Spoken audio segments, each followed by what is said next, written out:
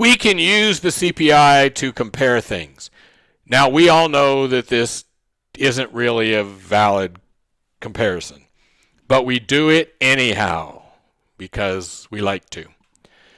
So it turns out the CPI for 1912 was 9.9, and the CPI today is 256, but we're just going to round that off to 250, okay? So 9.9 in 1912, 250 today. $1 in 1912 is worth 1 today. What? Well, here's what we do. I take the CPI for the year I'm going to and divide it by the CPI from the year I'm coming from.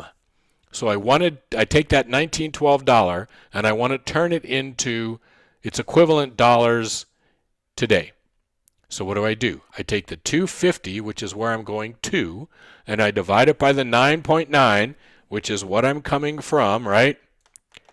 I'm going to take the 250 here, put it on top. I'm going to take the 9.9 here. I'm going to put it on the bottom. I'm going to multiply times $1, and I get $25.25. So something that costs $25 today, you would expect to have cost you $1 back in 1912. So maybe going out for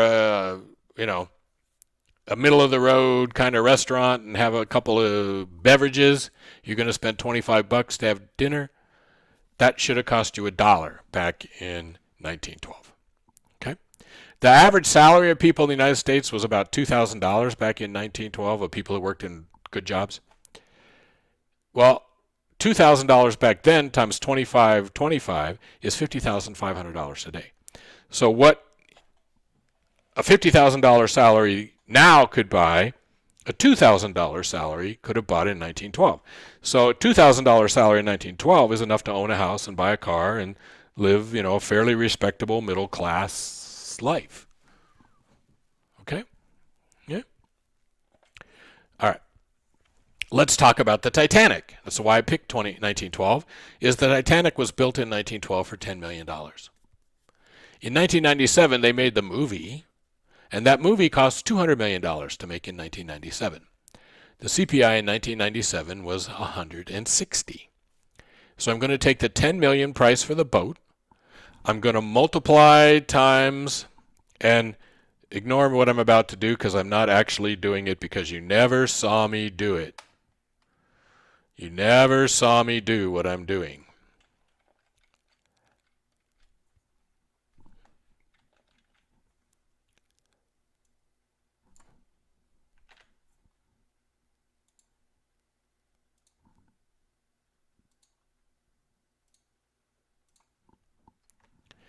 Okay, you didn't see me fix a mistake there.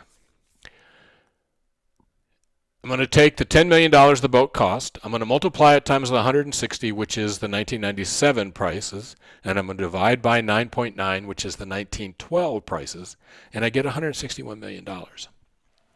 So the CPI says to build the Titanic in 1997 would have cost $161 million, and the movie costs $200 million. Okay, now is that a legit number, that 161? Well, a couple things. The Titanic, in modern terms, is not a big boat. It was a big boat back then, but it's not a big boat today. Some of the Disney cruise ships are 3+ times the size of the Titanic, right? The Titanic's 30-something thousand tons. Those Disney cruise ships are well over 100,000 tons.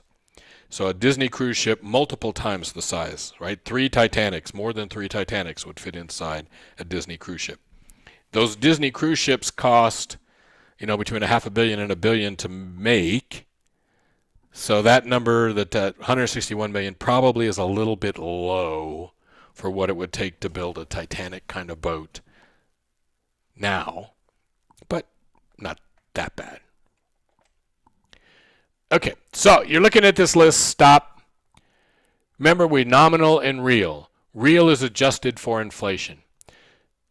Movie ticket prices to go to the movies now, it's way more expensive than it used to be. If you have really old people in your family, go ask them what it cost to go to the movies when they were a kid, and they'll go, oh, it was a quarter, it was 50 cents. Right? My dad's mom used to kick him out of the house sometimes and send him off to go see a movie, and she'd give him 50 cents, and he could get the movie and lunch. right? And usually the movies were double features and they had cartoons and all this other stuff. So if we just look at how much money movies have made, the all-time grossingest movies, Avengers Endgame has made more money than any other movie in history. Second is Avatar. Third is Titanic. Fourth is this stupid Force Awakens. Fifth is Infinity War. Sixth is Jurassic World, the worst of all the Jurassic movies. Seventh is the new Lion King, the live-action sort of Lion King. 8 is the first Avengers movie. 9 is Fast and Furious 7, and 10 is Frozen 2. Okay? But remember, if you're paying $15 to go to that movie, you're paying $12 to go to that movie, you're paying $10 to go to that movie, whatever it is, it's a lot more than the 25 cents people used to pay to go to the movies. So if we adjust for inflation, the number one movie of all time is Gone with the Wind, and nothing else is even close. Okay? And you're like, frankly, my dear, I don't give a. Gone with the Wind. If you said to yourself, hey, I'm not going to go watch Gone with the Wind, I'm going to wait till it comes out on video, you'd have been waiting 70 years. So that's not a good idea. Right? People used to go see movies multiple times. I had friends who, when the first Star Wars came out, went 6 and 7 times to see it. Because they didn't know there were going to be videos of it in the future that you could rent or stream or download. Okay? So the number one grossing movie of all time is Gone with the Wind. Number 2 is what used to be the first Star Wars and is now number 4, A New Hope, where Luke blows up the Death Star. The first Death Star of the 8 Death Stars they've had now. Number 3 is The Sound of Music. Number 4, E.T., the Extraterrestrial, Phone Home. Number 5 is Titanic.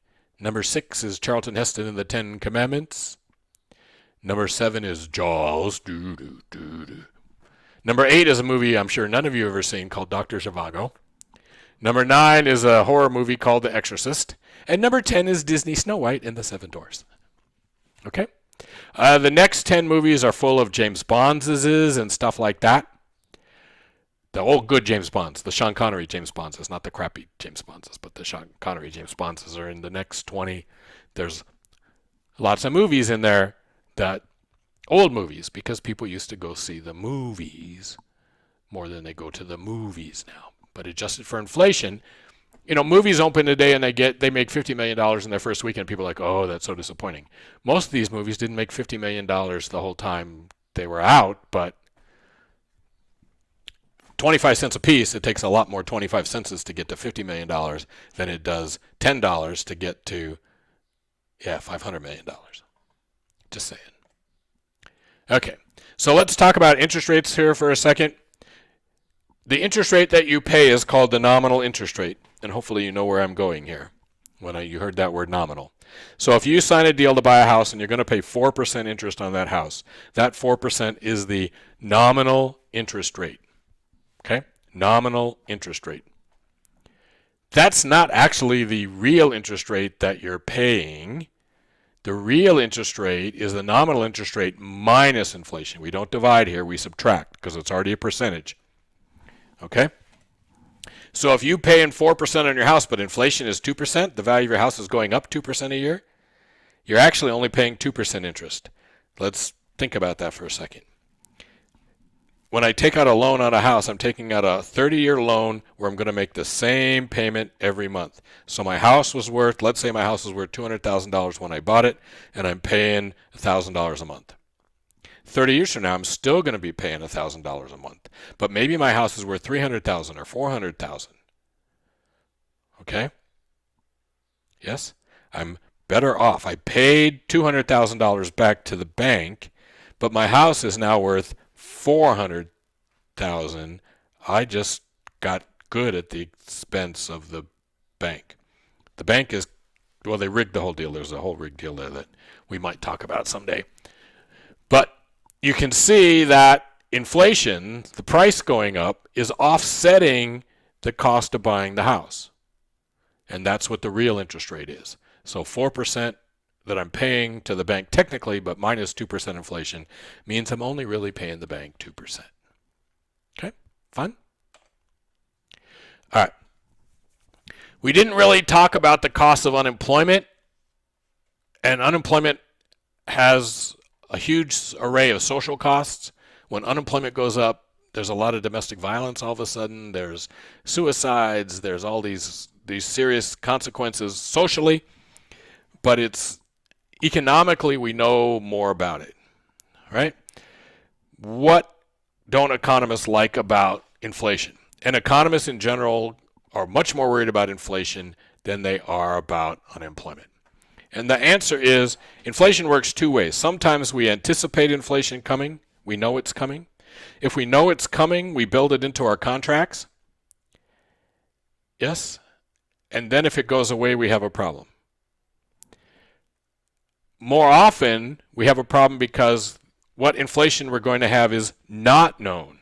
So if we have unanticipated inflation, that unanticipated inflation creates uncertainty in people's minds. And in fact, anticipated inflation can do this too. If we're not certain about what the future's like, are we going to keep saving? Do we want to save? Well, think about this. If I put $1 away in the bank and prices are going up, that dollar is essentially getting whittled away. Its purchasing power is going down. So not knowing what's going on with prices, not knowing inflation is what it's going to be, I tend to spend everything and not save. Well, we know from that circular flow thing that savings and investment are tied together. If I'm a business and I don't know what interest rates are going to be and I don't know what inflation is going to be, that makes me kind of scared to invest, to go out and take out a loan and invest. So savings is going to go down, investment is going to go down. The whole economy is going to get messed up by inflation. Where unemployment, we figure, hey, get the economy booming, unemployment will take care of itself. Inflation has a tendency not to take care of itself, and it messes up savings and investment, which is something that really matters for the long-term future of the economy. And we'll talk about that some more. But if you ask the average economist on the street, what's a bigger problem, unemployment or inflation, they'll tell you inflation. During the financial crisis, 2007, 8, and 9, the Federal Reserve would release a report every couple of weeks, and it would go, we're doing this and this and this to fight the unemployment. But you should be warned that if inflation flares up, we're going to stop doing that, and we're going to fight inflation, even if it means more unemployment. Okay? And we'll talk about that. That's a story that's going to infiltrate itself through the whole rest of the class. Yay. So now we're going to go talk about some international stuff.